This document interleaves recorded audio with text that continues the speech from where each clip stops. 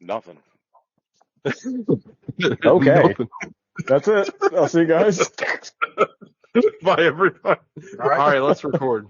You're recording? Yeah, We've been recording, I think. Been recording. All that banter has been. Oh, I'm gonna keep all that in. Yeah, That's keep all sweet. that Sweet. in. We're gonna. That's right to I the don't think type Patreon. 2 diabetes made it, but now we can just make it a callback. Can you take Rex Grossman off your screen, please? Very distracting.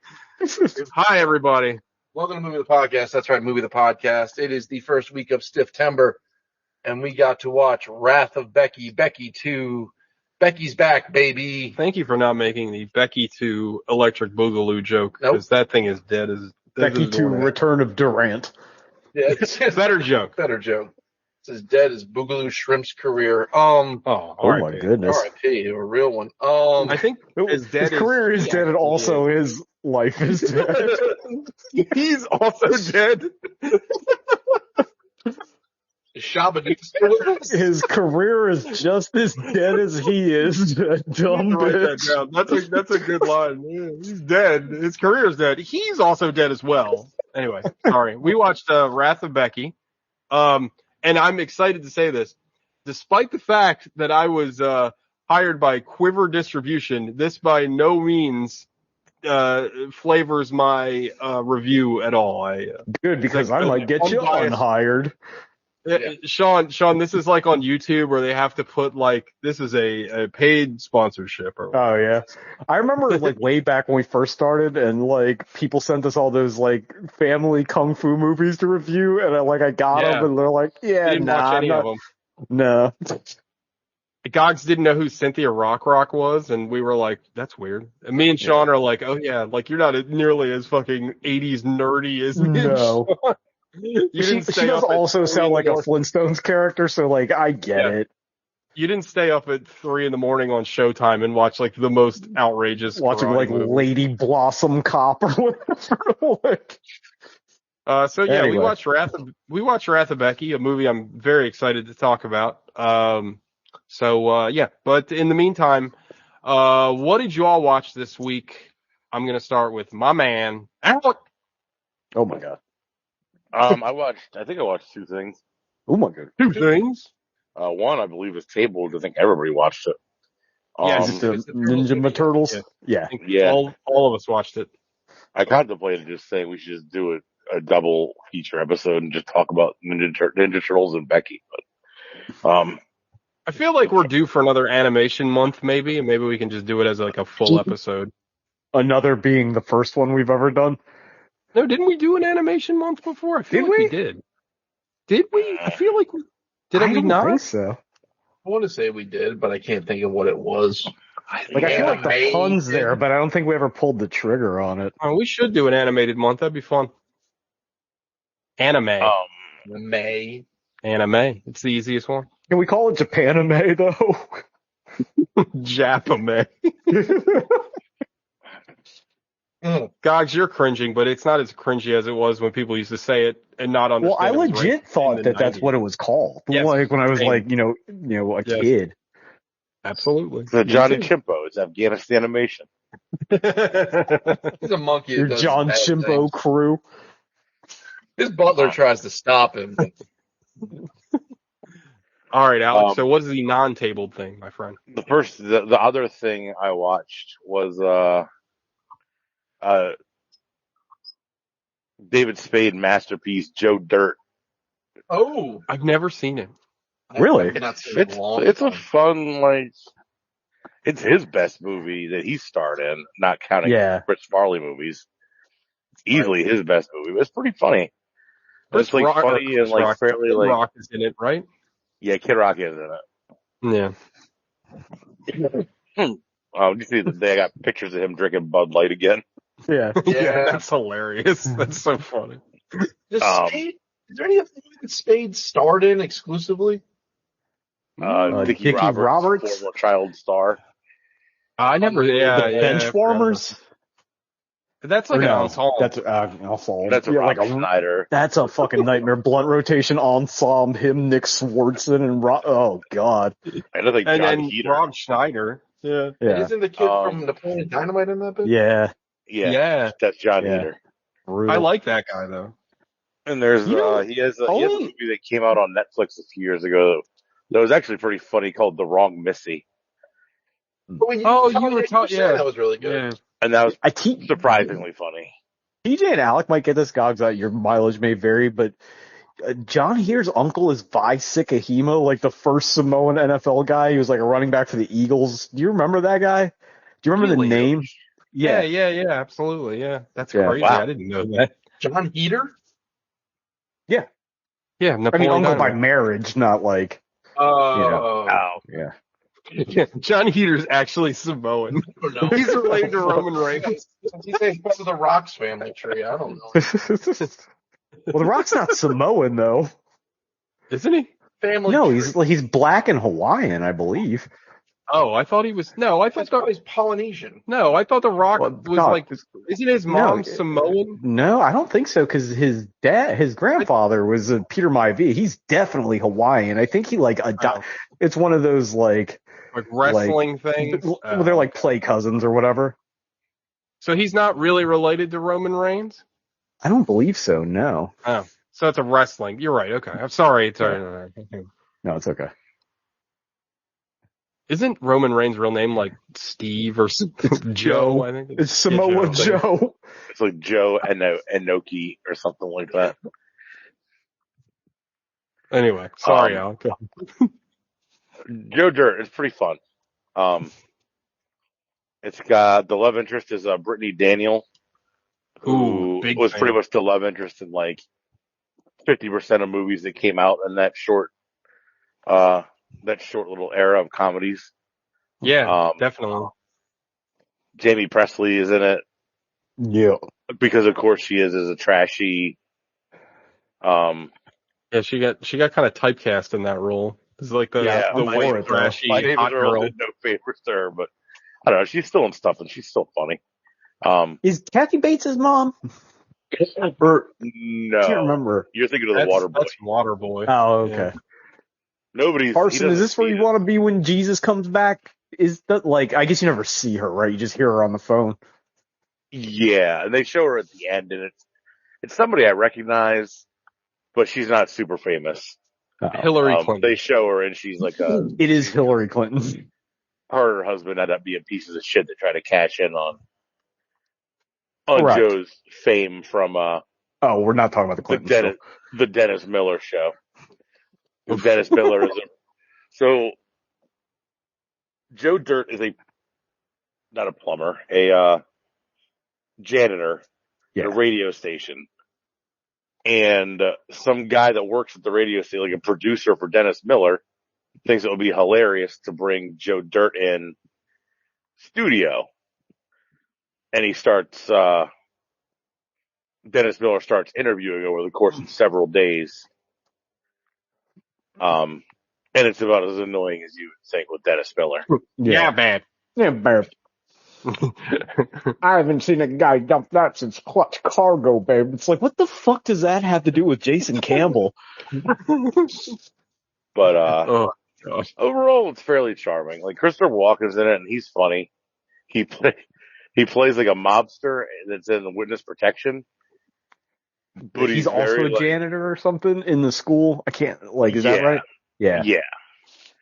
And they there's a lot of good deep friends. lore in Joe Dirt. I had no idea. There is. There was a sequel too. Is it does he threaten people with a soldering iron? Yeah. Yeah. Yeah. Christopher Walken does. He's like, you're talking to my guy all wrong. Mm-hmm. You better show him some respect or I'll stab you in the face with a soldering iron. That's it. That's the line. Yeah. I kind of miss the era of just stupid ass comedies. You don't really get that shit anymore. Was this one of those? Was this a Happy Madison joint? I don't think so. I don't remember that popping up on the. You asked that as you have the IMDb. IMDb, hell yeah. They don't. They got a new license plate. Hell yeah. But yeah, Joe Dirt's fun. I think it was under an hour and a half, or barely an hour and a half. That's all you need. That's the best genre of movie. Yes. It really, truly is. Becky 2 is an hour and 23 minutes. Yeah, it's very short. First turn, I was like, no matter what, this movie's gonna rock. Yep, exactly. First one was relatively short as well, if I remember correctly. Yo Dirt, April 11th, 2001. That's the second worst thing to happen that year. Yeah, the terrorists saw that and are like, "Yep, right into the towers." Internet simulator. Anything else, Alan? No, I don't think so. I swear I watched another movie besides Ninja Turtles, but I guess I didn't. But Ninja Turtles was awesome enough Do we want to for just like talk 5 about that movies. now? I mean, I don't know what else anybody else has to talk about. Does anybody else have anything to say before we talk about Ninja Turtles? I have something briefly I want to talk about because I just think it's funny. It's not really movie related. If I could go. Sure. Yeah. I mean, Gogs and I were trying to kill time in between this and watching Becky. We were done about a half hour before the show. So we started watching the live action One Piece show on Netflix, and we're like, this sucks. I just want to watch the cartoon. So we watched like the first 10 minutes of both shows, and the cartoon kind of rocks. And I think Gogs and I are One Piece fans now. Like the first 10 minutes of the One Piece cartoon is awesome. And the first 10 minutes of the fucking live action show is really boring. First 10 minutes of the live action show were half an hour. It was just. Yeah, it's terrible. They literally got through the whole thing in 2 minutes.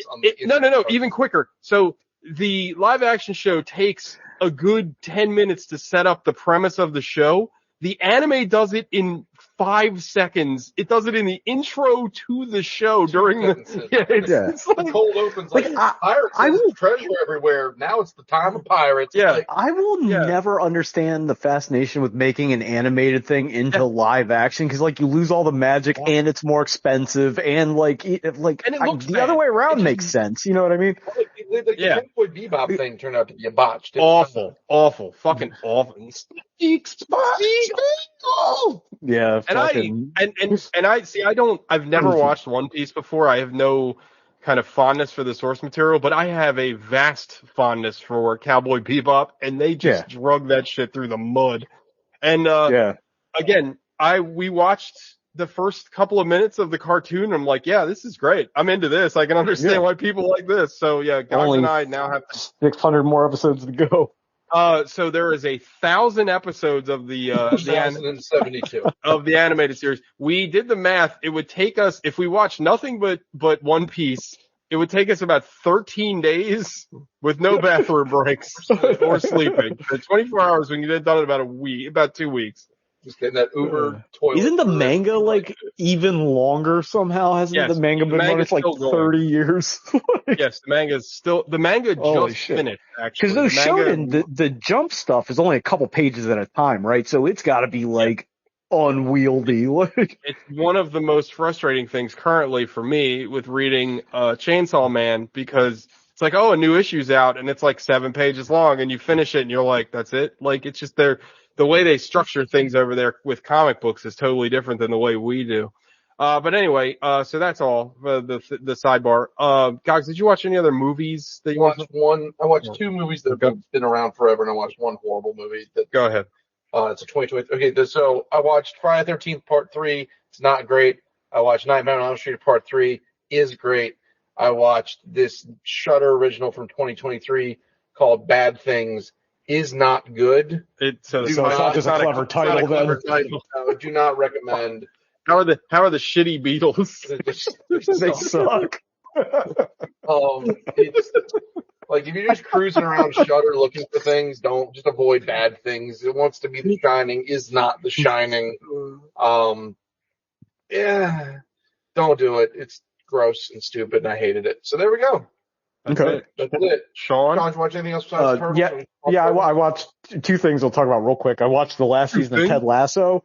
It's way better because Alec can maybe back me up, maybe doesn't agree. The show kind of devolves away from being about Ted Lasso and about everybody else, and they're far more interesting as characters. My thought.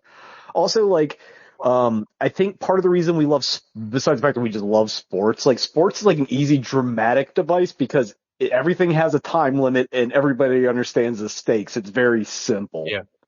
You know what I mean? So, would recommend. Well, yeah, Alec, so are you caught you up said the now? final season, so you're finished all of it. Yeah, I'm done. Yeah, it's only the 3 seasons, right? So Yeah, it's and I would done. agree. Yeah, It gets better as it goes, and it gets a lot better as it gets exposed past Ted. yeah. And it's funny Like because the most annoying character he has the best arc. Jamie Yeah, is like the best character on the show. yeah. And he starts out like, I can't stand, like, I don't care about this dude. And it's like at the end, you're like, oh, this guy's the best. Yeah. No, I felt very, very similarly. Yeah. Like, I felt the same way about like Parks and Rec. Like, you need Amy Yeah. Poehler, like, as that lead, like, pulling everybody together, but all the characters around her are better Well, I mean, characters than her. The Simpsons learned that lesson, right? When they just stopped it just being about Bart's a bad boy, and they realized that Bart doesn't matter as much as literally anyone else in Springfield, and then they focused on Homer in the town and everybody, and suddenly you've got a funny show. Yeah. Okay. But good. I'm glad you like it. So now. Oh, and the other, hang on, I'm not done, bitch. I thought you said one thing. No, I said 2 things. I said 2. I definitely said 2 things. Oh, also, TJ, you might appreciate this. One of the episodes is just about the assistant coach, but it's based off of the Martin Scorsese movie At Midnight. So it's like super weird. Weird. That's a very odd point of reference there. Yeah. It's a good movie. But I also watched Across the Spider-Verse. Oh, yeah, you did text about that. Yeah. I agree with Alec. Ah. I really liked it. However, the abruptness of the ending is so jarring and lazy that like it really kind of turned me off at the end. It feels like it's like, oh, we know we've got 2 movies to make this, so we're going to spend like way too much time in the front end of it. And then just kind of end it. And I hate, it's a thing like I don't like in comic books either, the writing for the trades thing. Like there's no resolution to anything that happens in that movie at all. Like, and I don't know, I think that's super lazy. Like, it's kind of like an Empire Strikes Back thing, but Empire Strikes Back came out 40 years ago, so like by the time I saw it, it wasn't that big of a deal. But and I'm not gonna say it's like Thor 2, but it's a bridge movie, and like a bunch of stuff kind of happens, but it just like I don't know, man. Like I don't like that style of writing, and I understand that everything's like a fucking TV show now, so you can just go episode to episode, but like it's very, very abrupt, and like when it's even worse now that we don't know when the second one's coming out. Right. And like when my first book came out, it was like because of the SAG. We don't know. They said even before the strike, they said that they weren't going to hit their window because it's supposed to be March of next year, right? Yeah, well, there was articles right after it came out. They were like, the animators like, yeah, we're not even close. So, and now with this going on, they just got too much shit to do. Like it's like they got to get Indian Spider-Man in there, and then they got to get Spider-Punk, who's awesome, and then they got to get Spider-Man 2099, and they got to dick around in the Council of Ricks, and it's like cut some of it. Like when my first book came out, it was like twice as long, and they wanted to make it into 2, which we never got around to doing the second one. But I ended up having to rewrite the ending and cut a bunch of shit out. But this is just like, and it still kind of ends in the middle of the second act. Like this definitely just drops in the middle of the second act. But it's like there's nothing. It's not a complete story like at all. And like I don't care for that. That's my thought. But I like the cast. I like the animation, of course. I like all the other shit. I agree 100%. Thank you. Thank you. But like, I figured that'd be something TJ would hate too, because I know how you're big on like either following structure or being totally anti-structure. And this is just like, it's like literally if you're like watching a performance of any kind, like a stand-up thing, and you just kind of like, I'm out of jokes. I mean, I don't know. That's all I got. Maybe it's because I knew it was coming, but I didn't. It just did. I can't lie. I mean, it just didn't bother me. Like I was like, yeah, that's fine. Like, well, there's going to be a Ninja Turtles too, but like it's still like it has an entire arc and it wraps up. I mean, we'll get into that, I'm sure. Momentarily. I feel like there are arcs in the movie though. Like I don't feel like it's like completely like what got resolved in that movie. Like Gwen has an arc in that movie. Like I feel like Miles has some kind of arc, but it's definitely like to be continued kind of arc. I mean, I get what you're saying, but I feel like Gwen is almost the main character of the story, or at least like I feel like it's. Yeah, I mean, I could see that, and like I don't mind that, but it's like, I do you need all that other? I know it's across the multiverse, but it's like fucking, you don't need 38. If you gotta introduce all this shit, you gotta like, watch it. Just watch it. Just watch it, guys. Then you don't oh, have he the hasn't seen. question. Oh, I'm sorry, I Watch didn't it. realize you didn't see it. I Just thought that watch was the it. last one. I have seen it. I liked it. Oh, I forgot you watched it. No, my question is like Dune did this to us, and none of us were mad. Yeah, I mean, yeah, that's a good point. I don't know, man, because if Also, let's say they never. What's that? I said also I was team like the movie. Now I think Alec giving me the heads up that it was 2 parts softened the blow, so I didn't like. I don't know. I don't know hard if for I me, would have but, felt like, differently if I went in blinded and didn't realize it was going to stop in the middle. Right, Like but, I like, don't. And I went into Dune knowing it would be 2 parts, right? But like, Right, but Yeah. that movie's love still like, Dune. it's still like shit gets wrapped up. Duncan gets killed. Spoilers. Like, and if that movie ends, right? If we never got another, but Yeah, the it thing doesn't is, matter. He'll be back. well, hang on. Like, it doesn't. I don't think they knew that it was getting a sequel because I don't think it even got greenlit till after it was released. So, like, if that movie ends and we never get another one, it's like, okay, Paul wanders off to live with the Fremen, and that's the end of the movie. Like, that's a whole, like, he went from being this like soft prince to like this, to where he is now. That it ends there. You know what I'm saying? Like, you I don't can know. conceivably. I don't know about that. I don't know. I feel like that's you're. It ends with no revenge.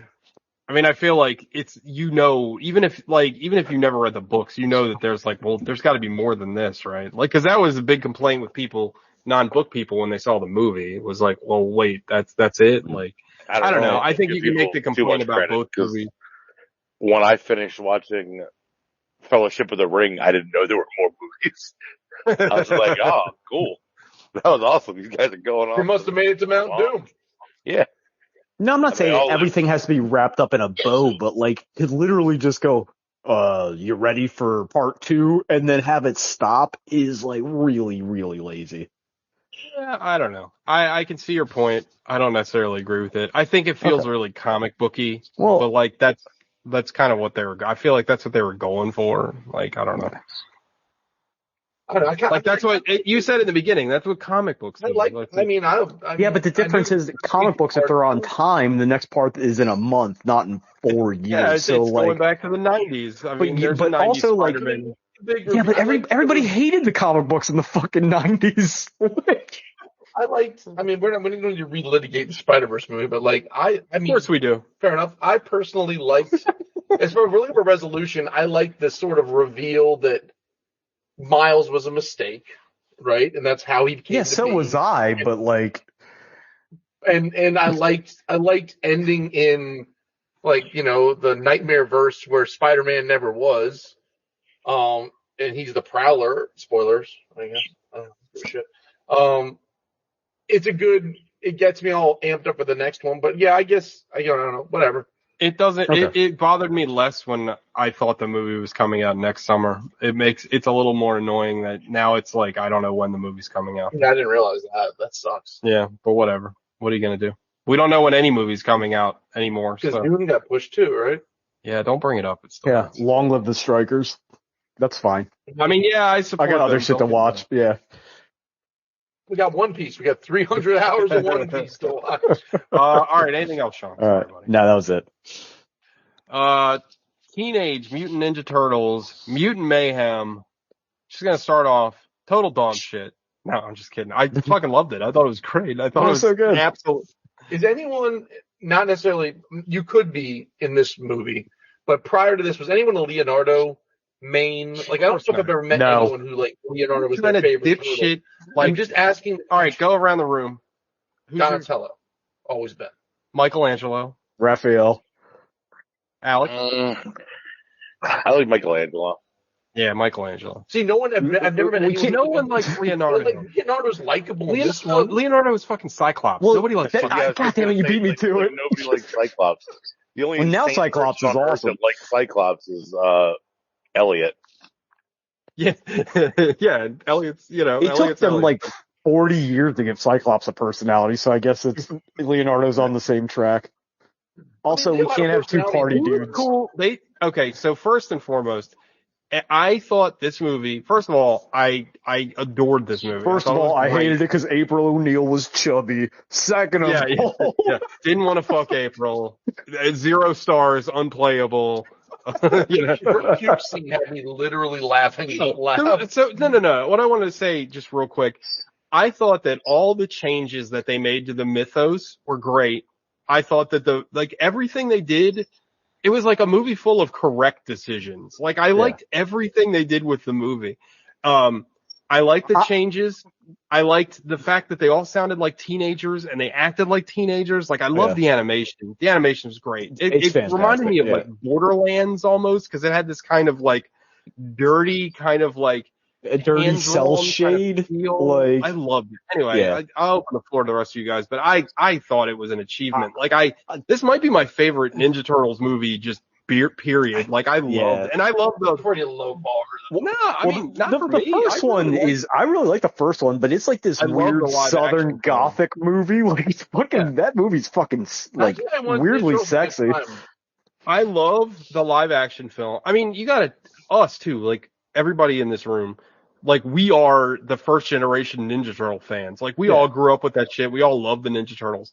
But like, I love the live action movie. I really like the animated movie that Alec was talking about last week. I thought that was really good. Like, I don't think there's been one that I disliked, but I don't like Secret of the Ooze. Or I don't like the second or the third like one. Original, But like Toga and Razor. No. I did like Super Shredder though. I really love this movie, and I thought it was I laughed my funny ass off when he's like, because I was an older rat and you were babies. It makes total sense if you think about it. Yeah, I mean, and Jackie Chan as Splinter. Oh, he's so good. Like, inspired casting. The Jackie Chan fight scene, the Splinter fight scene where he uses the chair and he does like all the Jackie Chan moves. Yeah, was great. Well, I thought overall, if an animated movie can be well directed, I thought it was like really well directed. Like I love the action sequences. It was also like a lot more violent than I expected it to be. Yeah. And I thought that worked. I mean, it wasn't like gratuitous or anything, but people definitely died. Like that, I enjoyed the fact that Leonardo used his swords. They just didn't show blood. Like he was like slicing people, but they would just fall back. Well, somebody gets a sai right in the eye. The scene from the trailer where the fucking sai is in his leg is like, it's in my leg. Like he's freaking out. I also like. I know this is a weird touch point, but like I love Baxter Stockman's hair. Like the hair texture that they use in the animation is really good. Yeah, I liked everything about this movie. I really did. The soundtrack is top 10 all-time movie soundtracks. It is absurd how good this soundtrack is. Alec, what was your favorite aspect of the film? I'll tell you my least favorite aspect. My only complaint. No, the science is tight. It all checks out. But the Ray Fillet character, is that a real character? I'm sure Ray Fillet is a real character. Right? All of those are real. Everybody except Superfly. Yeah. Because I definitely remember a Manta Ray character named Man Ray, not Ray Fillet, and he was a lot more serious. What? But maybe I know I had a Wingnut figure when I was a kid, and a Mondo Gecko. There's a Mondo Gecko was for real. Wingnut was Alec, for real. You're thinking Leatherhead was for real. You're thinking of the man. She-Ra bad guy, are you? I don't think so. I'm pretty sure it was Ninja Turtles. It might have been from a comic book and not the show. I don't know. I can't remember. I do definitely remember Man Ray. So there was. But I didn't like that they voiced him by Post Malone and called him Ray Fillet. That was Post Malone? Post Malone. Oh, I didn't know that. The Bat was the woman from What We Do in the Shadows. Yeah, Natasha Demostro or whatever. Ray Fillet was in the cartoon, but he was a good guy in the cartoon. Well, so was Leatherhead, wasn't he? I don't know. I was a little disappointed, no Shredder and no Krang, but maybe I'm fine with no Shredder. What about Krang though? I'm fine with no Krang. Look, they've set this up now. We can get another one of these. Did it do well? Did it do well theatrically? I have absolutely no idea. But Shredder we can get showed one up in a Stinger. You gotta watch the Stinger. I didn't watch the Stinger. Oh yeah. Wait, real quick. Was he Was Shredder the guy with the eye patch? No, they just the woman Maya Rudolph's character, like midway through the credits, is like, we know that it works. Now we got to catch these damn turtles or whatever. Yeah. And she's like, break out Plan B, and she calls, and they show like a silhouette of Shredder, like on Ellis Island or something. I love it when Splinter shows up to rescue them, and he's like, "Is that a milking machine?" It's like, no. It did pretty well. They're trying to make Donatello feel better, so they start trying to sing what is it, BTS? But they don't know the words, so they just say the same thing over and over. The scene, like the No Diggity montage was one of like the best animated montage. Like that opens with all of them picking open the doors, that opens with all of the bad guy reactions, and then there's a lot of fucking hallway fight. Yeah, there's a lot of camera moves in this movie. I mean, like, I know it's animation and whatever, but like that's still complicated. The shot towards the end was when it was like from like Saving Private Ryan. I think I think it's Donatello or Michelangelo walking around, and like his ears are ringing, and there's like he sees Mondo Gecko's like body parts, and he's like, "What?" He's he like picks up his tail. He's like, "Yeah, it's okay. It grows back." As he like skates up by on a skateboard. There's so much fun in this movie.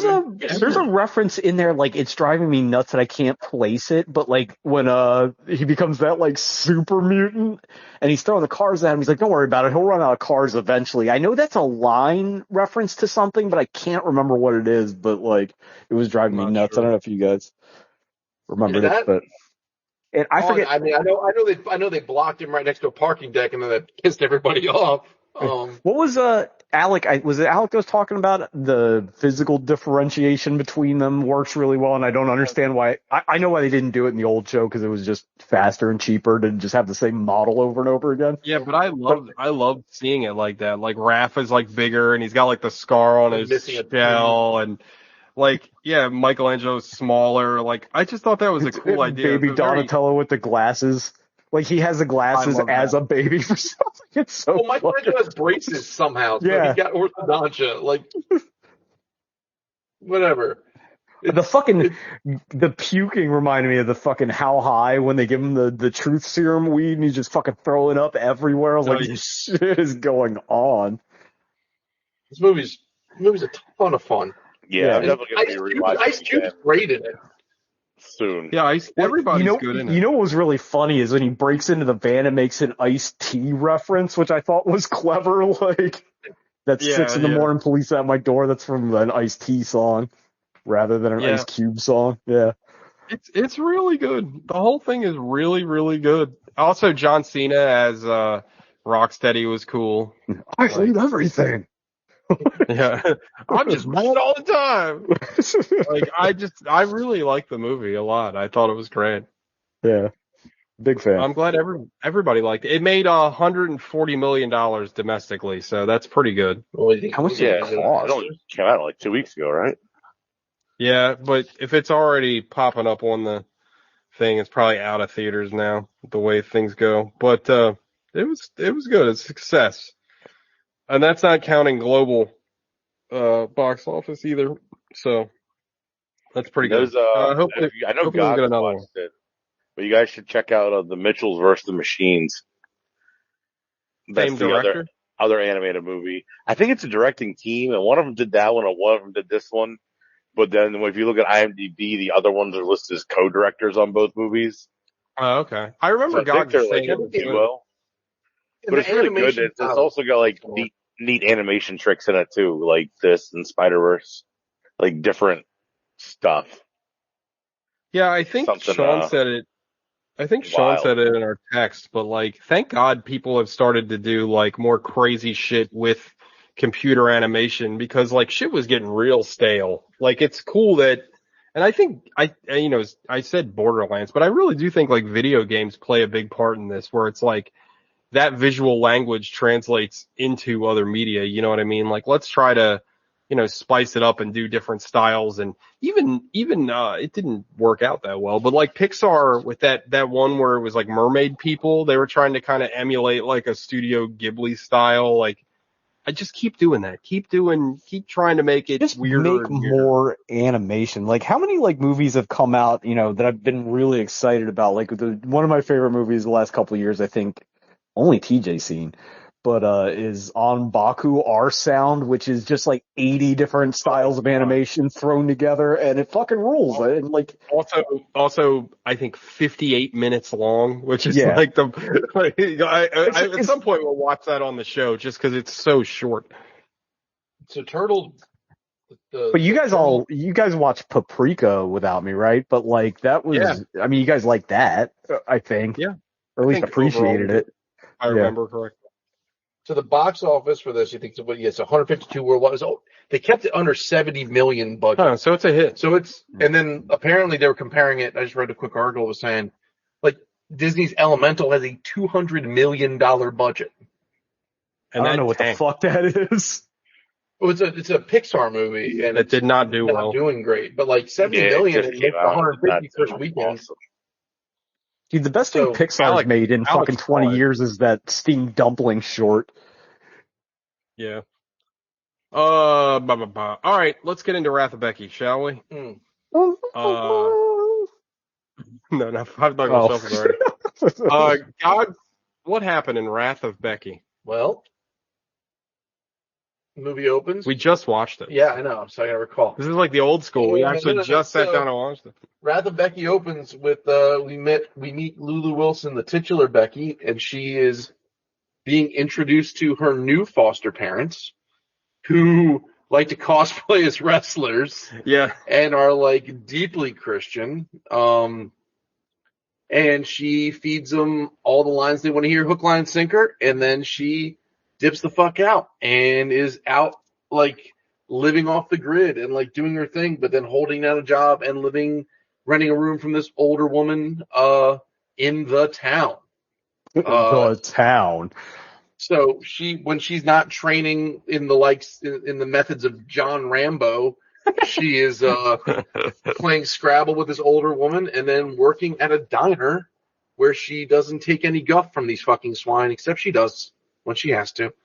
And this is set in a backdrop of wherever this is. It reads like Pacific Northwest. I don't know if they ever say where it is. They never say where, yeah. That would track like it, because I'll probably go on at length about the opposing force in this, but yeah, like a lot of the Proud Boys and all that shit kind of popped off in Oregon in that area. Yeah, so now we've got the nasty men, the honorable men, the noblemen. Yeah, the nasty men. So the noblemen. We're the nasty boys, and we're gonna take Becky the nasty town. Yeah, it's Brian Knobs and whatever. I can't remember the other guy's name. Jerry Saggs. So, they're going to Pity City. Yeah. Paul Skaggs and Brian Knobs. Paul Skaggs. Shout out to Boss Skaggs.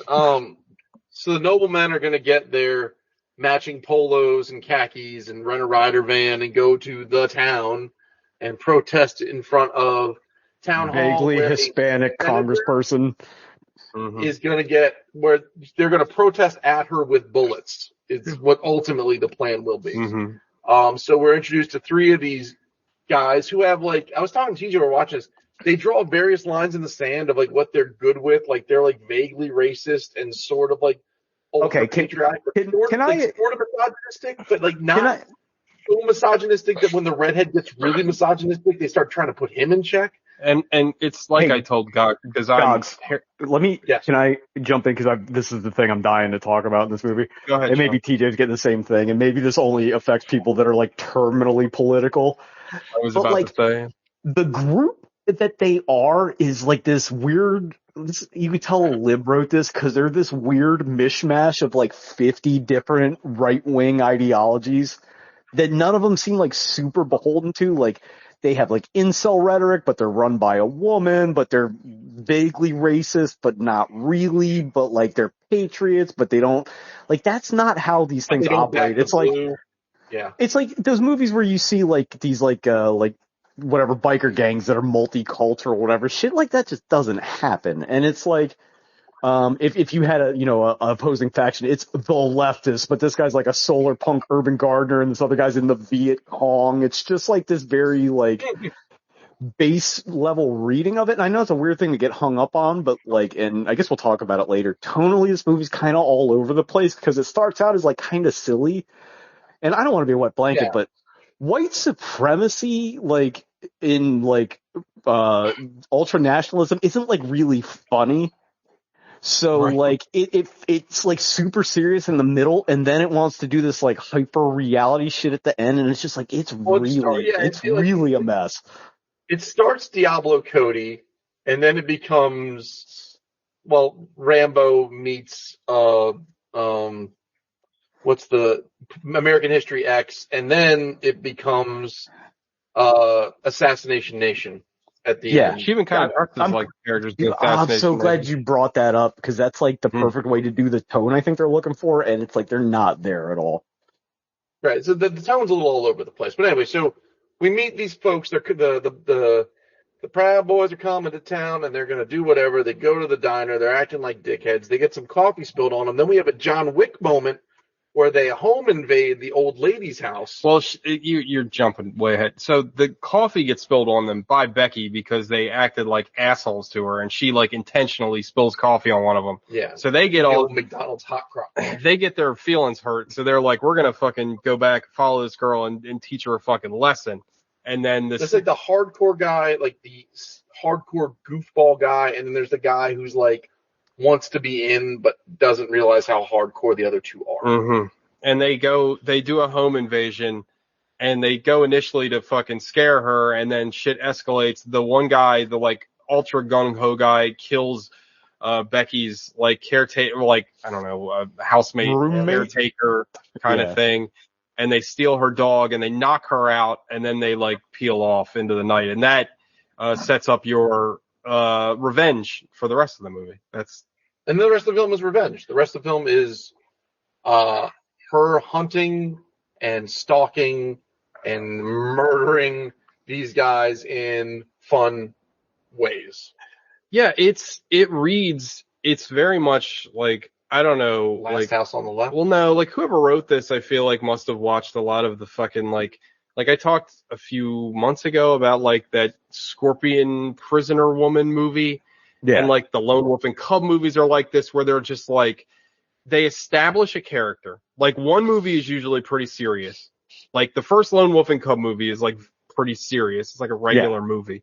The first Scorpion Woman is pretty serious, and it's like a regular movie. But then as they go, it just gets more and more. You've already established characters, so you're just the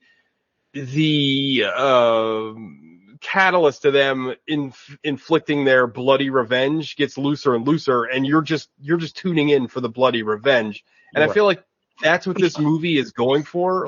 But by the end, they basically set her off as like a covert arm of the government to commit hit girl-esque assassinations. Well, that's the thing. That's like one of my main issues with the movie is like it's very, very serious in the middle, right? Like, I mean, it has funny moments, but at the end, it's like this fucking goofball world where like the 17-year-old girl is drafted into the CIA, which I'm good with that if that's the tone of the movie, but like it's just this abrupt shift.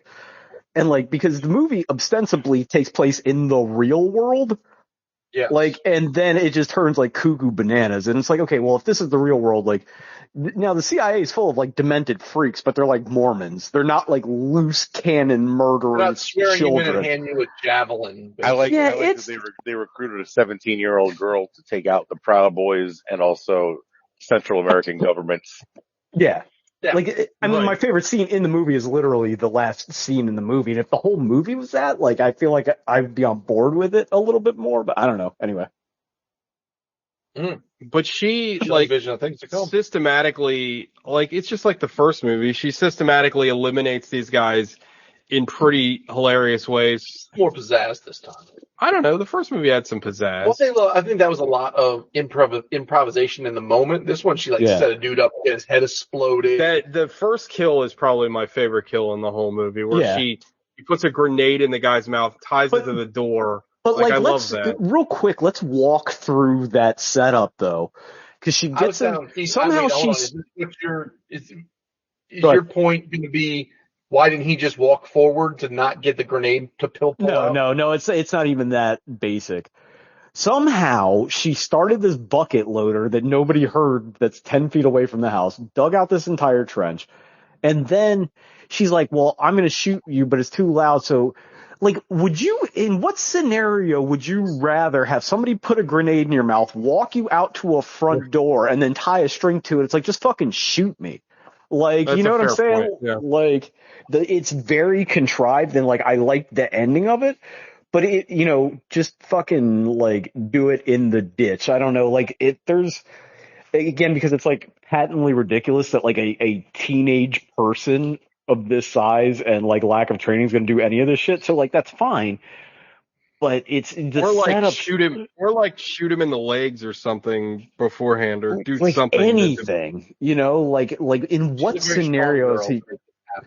I guess, like, and I think the first movie does a lot better job of showing, and like, I know they do a couple scenes, but they're all played for laughs about her, like, disemboweling the diner patron. Like, in the first movie, like, it is very apparent that she is a damaged and disturbed little, like, she's crazy. And, like, I always makes me think of TJ's old, pitch for Home Alone where Kevin McAllister's just a fucking sociopath. But it's like, which we kind of. What was the movie we watched? Oh, the Violent Night. Oh yeah, what was that movie? Yeah. They did that, but this one, the first Becky, and like, it's like they're not sure if they're Nazis. It's like, well, we can't really do Nazis because we already kind of did that once, but they're still kind of Nazis because that's easy for people to understand. But they're also anti-women, but being led by women, and like, it's all over the fucking place. It is. But the Sean kills William are Scott's fun. really good, though. Yeah. Sean William Scott is, and we were talking about, like, you put a beard on someone who's loud and make them quiet, they become menacing. They've done that twice now, and it's worked.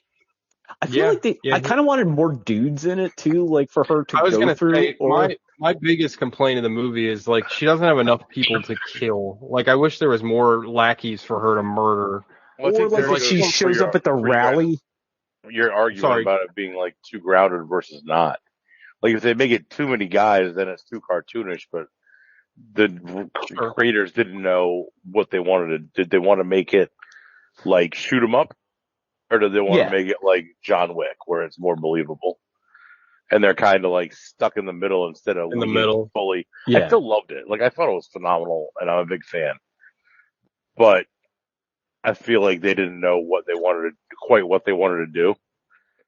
Like, do they do it to have it be a fun, hilarious, like shoot 'em up type thing, or have a little more emotion and gravitas and be a little more subdued, and not pivoting either way kind of left it not flat at all. Like it wasn't.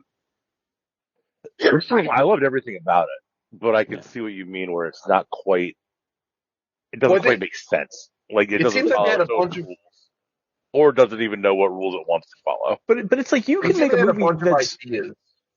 a movie that's really political, but also like a goofy ass splatter movie. I mean, John Carpenter did it a bunch of times. Fucking George Romero's done it. Like fucking even some of those Troma films have like politics on their mind, but it's like, and I know I keep hammering this, like the subject matter is not good for comedy unless they're just like, if they had made them like all Ethan Suplee from American History X and they're like obviously like these fucking goofballs, like I think that kind of fits better than like this weird pastiche of like every nationalist like right wing group, but also like it's not funny.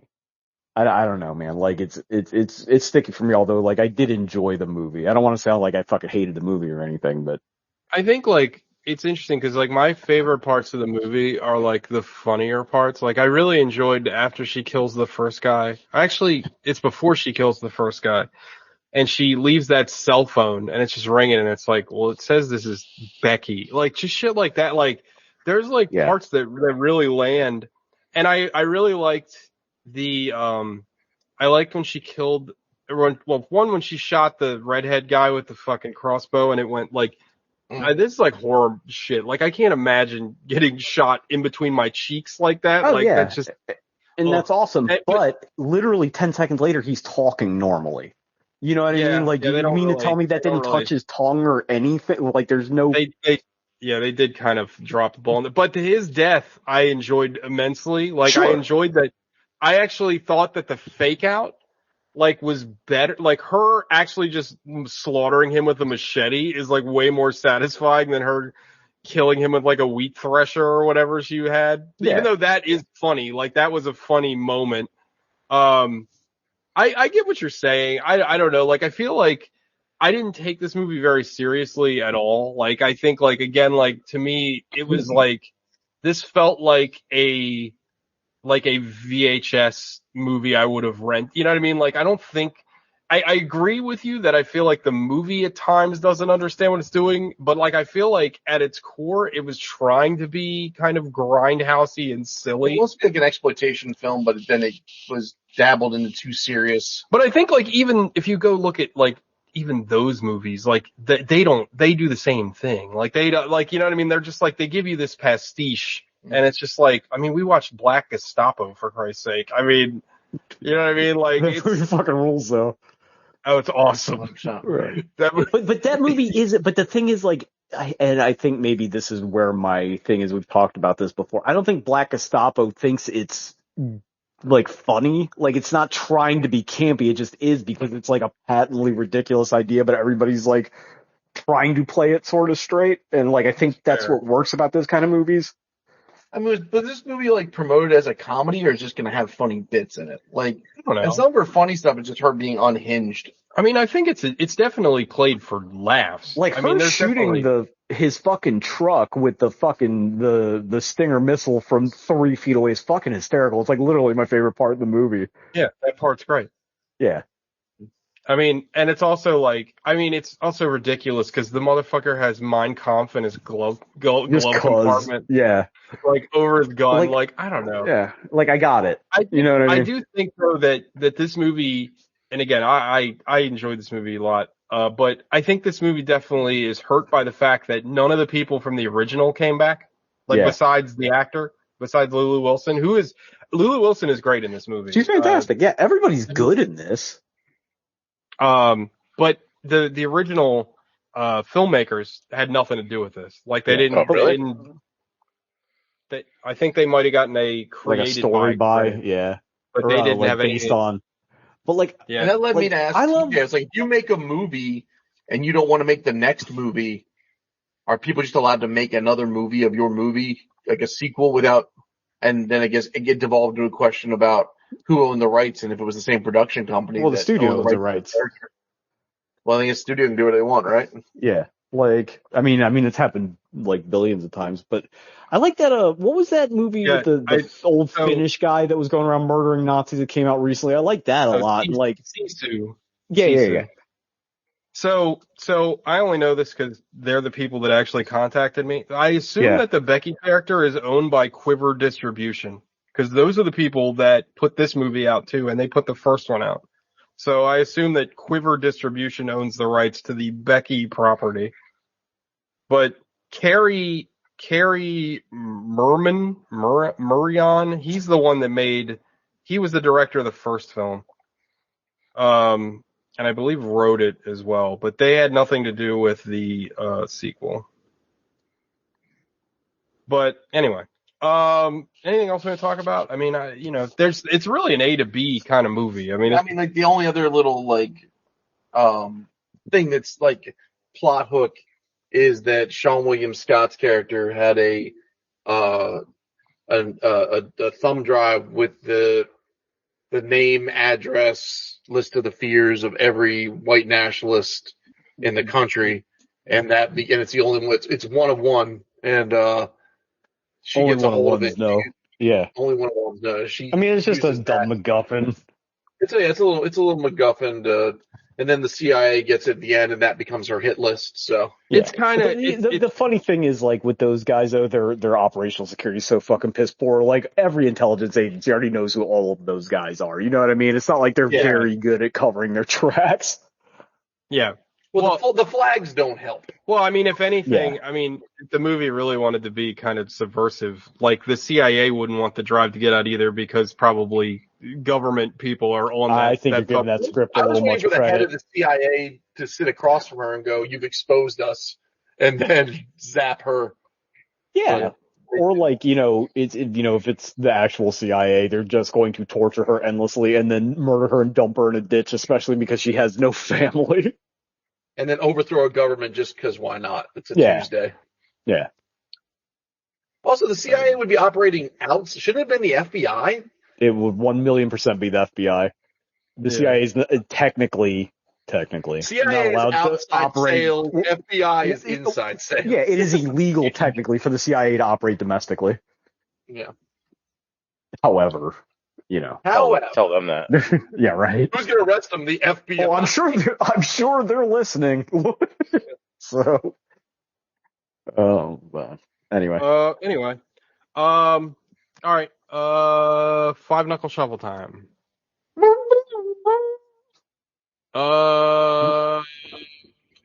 Sean. It's like a 6. Like, it was fine.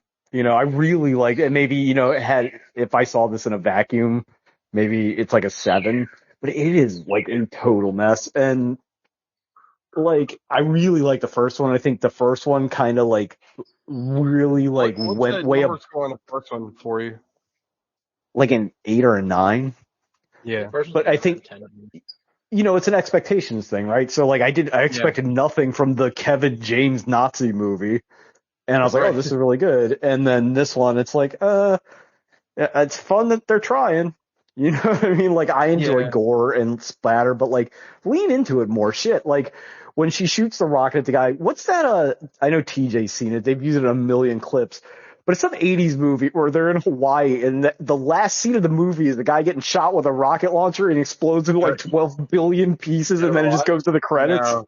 It's some like super B movie, and don't they say something like, isn't there like a title card that's like, he went to jail for 30 years? Yeah, but it's like they freeze mid explosion and plaster the title card on it. Yeah, it's something. It's like L.A. Wars or one of those. Yeah, it's some fucking one of those B movies. But like, I mean, it's lower than a B. It's like the AAA equivalent of a B movie. It's like the the Delmarva Shorebirds of a B movie. Yeah, Delmarva Shorebees.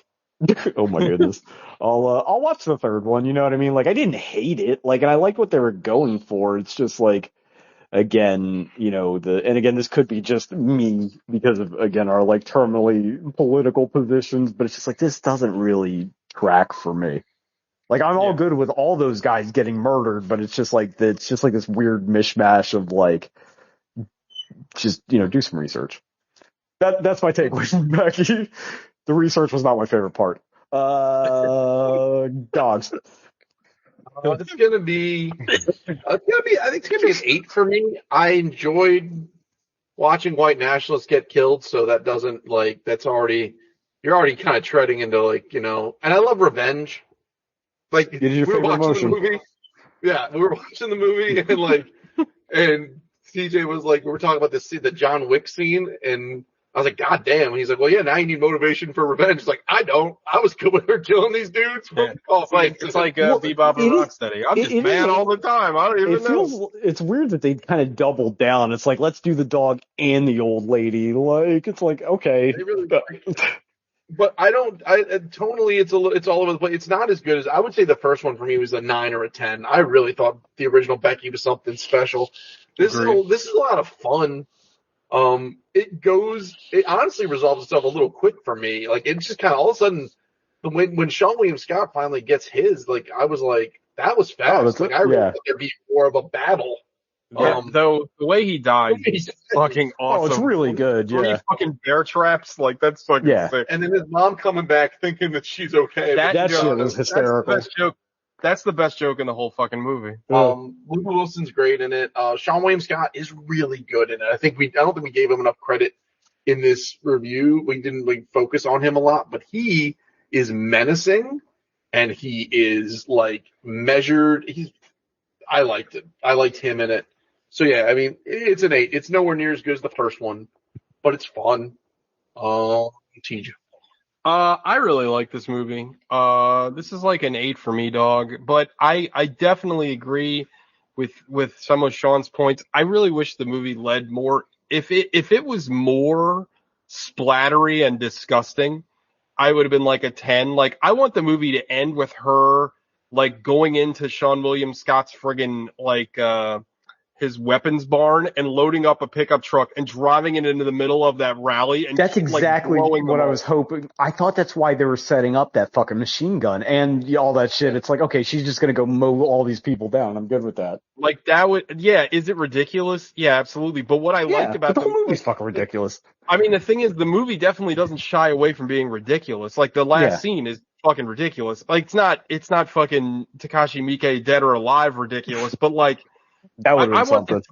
I want Takashi Miike to direct Becky 3 is what I'm saying. Like, that's what I want. But I don't know. I think this, like, I agree with Sean, and I know what he's saying about how this is kind of like a hodgepodge of just like a lot of different right-wing factions. I will say that, you know, obviously watching these psychopaths from afar, because it is one of my favorite hobbies, they do tend to like have a lot of infighting, and like a lot of people, they constantly are fighting about what they actually believe and what they don't believe. And I actually thought it was one of the only pieces of clever writing on the villain side where the incel is talking and everybody's like, what the fuck are you talking? Like, that is, that is kind of accurate in a lot of online bickering that I've seen, where they're like, right, oh, but those groups wouldn't get together in a terrorist cell. You know what I'm saying? Like, there's that, that line is weird. Yeah, I don't disagree, but I don't know. It's funny. Like, I thought also, that like, thing was kind of funny. That whole, like, this would kill on Parler. It's like, that's cringe. I know what we're doing here, but like, not needed. That was a hat on a hat. You don't need it. We already know. Like, I know. But also, like, Parler will not be a fucking point of reference in like 6 months. That shit is dead. It's deader than Boogaloo Shrimp's career and also his body. Now you got Rumble, Sean. So you got that to look forward to. But no, I mean, I enjoyed the kills. This movie doesn't overstay its welcome. It's very short. It's very airy and quick to the point. Like, to me, again, it very much reminds me of cheesy, like, you know, 14 movies in a series, like Asian films, again, like the movies I spoke about earlier, where there's literally like 19 of them and they have like the thinnest premise, but it's like, well, you like the character, so you just want to see the character do shit. And that's kind of how this movie feels. Becky is Zatoichi for white girls, raves Timothy Stanbaugh movie, the podcast. I mean, that's what she is, right? Like, that's how they're setting her up. Like, I'll watch Becky 3. Like, what's Becky 3? Like, she takes down like a cartel. I'm in. Like, Becky. Sign me up. Alec. Becky 3, Lost in New York. She kills Trump. Oh my God. Please. She just hunts down the Comos. She hunts down fucking what's his name, Rudy Giuliani. Oh yeah, and Jared Kushner. Likes young girls. Oh God. Ugh. Sorry, Alec, you were saying. I'm gonna give this an 8. I liked it a lot. I don't think I liked it quite as much as the first one, but I still enjoyed it quite a bit.